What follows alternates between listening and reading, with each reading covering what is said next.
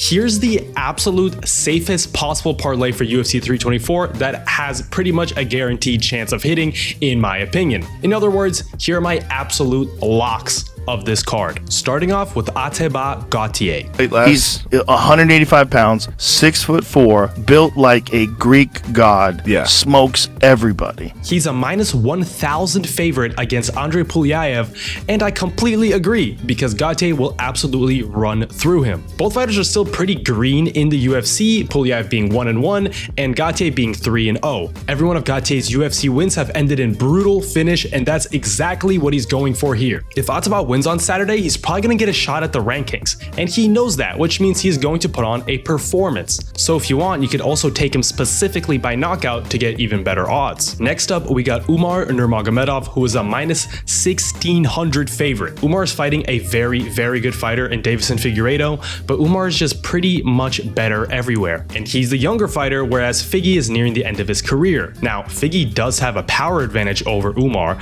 but Umar has a really good chin, so all I could see Figgy doing with his power is maybe getting one good shot that could steal him around, but otherwise I think Umar will pull off a clear 30-27 or 29-28. Best case scenario for Figgy. So yeah, Umar is a lock. And then we got Natalia Silva at minus 440. If you guys don't really pay attention to women's MMA, let me tell you, Natalia Silva is very good. She only fought once last year, but she absolutely dominated former champ Alexa Grasso, and she is undefeated in the UFC at 7-0. She has a really fun kickboxing / taekwondo style, similar to Umar Nurmagomedov, honestly, and I think she has the best chance of beating the current champ Valentina Shevchenko, who has been dominating. She's fighting UFC veteran Rose Namajunas, who has been fighting at the top level in the UFC for years, but she has been quite inconsistent as of late, and even though Rose is a good striker, I just think Silva is the younger, faster, and better striker.